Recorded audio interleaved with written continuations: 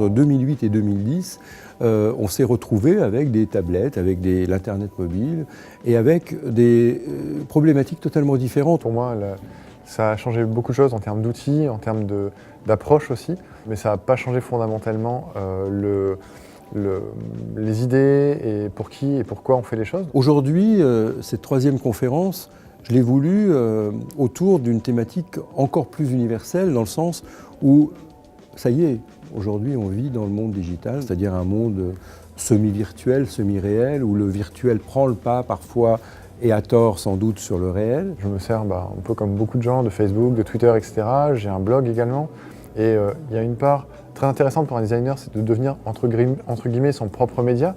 Donc tout à coup, on peut communiquer, on peut avoir une approche créative, même dans sa façon d'appréhender le rapport avec les gens, le rapport à la hiérarchie et le rapport au travail même en général. Il y a 20 ans, seules les entreprises, les PME de plus de 100, 200, 300 salariés pouvaient prétendre faire de la communication.